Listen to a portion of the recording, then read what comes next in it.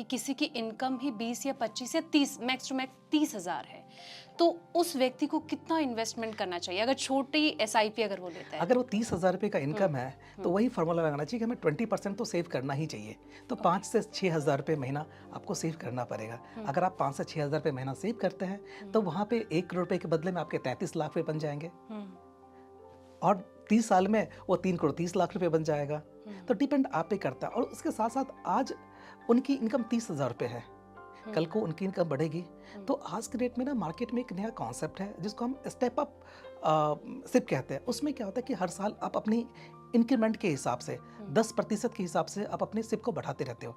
इस साल अगर आपने 5,000 रुपये का इन्वेस्ट किया तो नेक्स्ट ईयर वो 5,500 रुपये हो जाएगा एंड सो ऑन। वो 10% के हिसाब से बढ़ता जाएगा और आप सोच भी नहीं सकते कि इतना बड़ा कॉर्पस बन जाएगा। प्रहलाद जी, अगला सवाल ये हो जाता है कि एसआईपी के जरिए जो लॉन्ग टर्म वेल्थ क्रिएशन है इसे कैसे क्रिएट किया जाएगा? एक रूल है 7531 मीन्स कम से कम आप अपने सिप को 7 साल के लिए कीजिए और बहुत ज़्यादा सेक्टर में 5 से ज़्यादा सेक्टर्स में आप उसको डिवाइड मत कीजिए। जैसे लार्ज कैप हो गया, मिड कैप हो गया, स्मॉल कैप हो गया, फ्लेक्सी कैप हो गया, ग्रोथ फंड हो गया। आप ऐसे सेक्टर्स में इन्वेस्ट कीजिए, 5 से ज़्यादा आप मत कीजिए। उसके अलावा आप ना 3 फेजेस के लिए ऑलवेज तैयारी रखिए, क्योंकि अभी देखा गया कि मार्केट पिछले 3 महीने से काफ़ी टूट रहा है, राइट। तो आपकी इस जर्नी में 3 फेजेस आएंगे। एक डिसअपॉइंटमेंट फेज आएगा जहाँ पे आपको ना 0 से 7% के बीच का रिटर्न तकरीबन मिलेगा, राइट। दूसरा इरिटेशन फेज आता है। इरिटेशन फेज में आपका इंटरेस्ट आएगा भी और नहीं भी आएगा, राइट। और जो सबसे खराब वो है पैनिक फेज जो आजकल चल रहा है, जो आपके फंड निगेटिव में भी जा सकता है।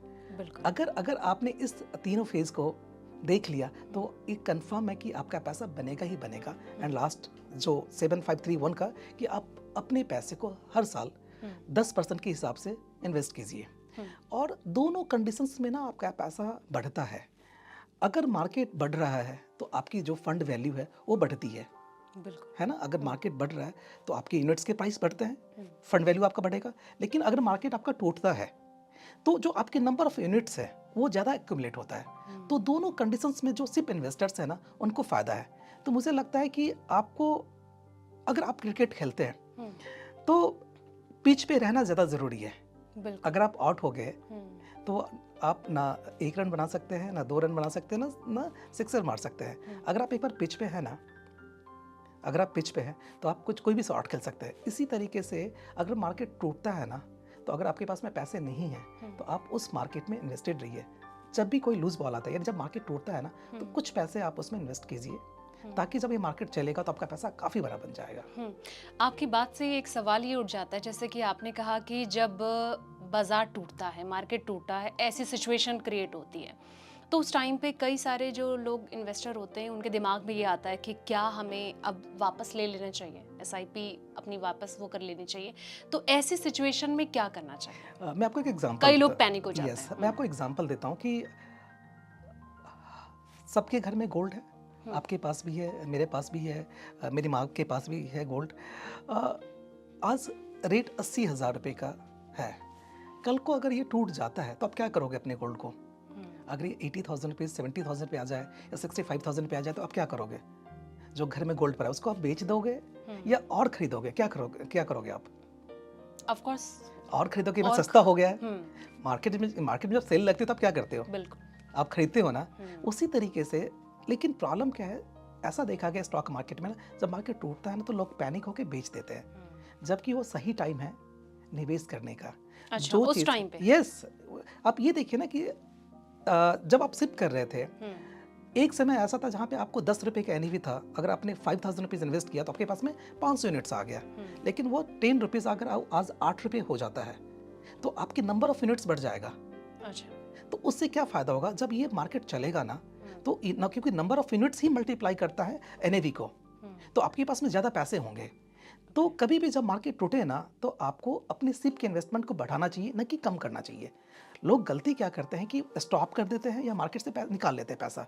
मार्केट से निकालते ही वो 1 महीने 2 महीने के बाद फिर मार्केट चलना शुरू हो जाता है, फिर आप महंगे रेट पे लेते हैं। तो ऑलवेज ऐसा होना चाहिए कि जब मार्केट टूटे तो आपके लिए बहुत ही अच्छा चांस है इन्वेस्ट करने का और ज़्यादा इन्वेस्ट करने का। एसआईपी को म्यूचुअल फंड से ही जोड़कर देखा जा सकता है या कुछ और चीज भी एक इसके लिए ऑप्शन होती है कि कहीं और भी इसके थ्रू इन्वेस्ट किया जा सकता है? सिर्फ एक वर्ड है जिसको हम सिस्टमेटिक इन्वेस्टमेंट प्लान कहते हैं।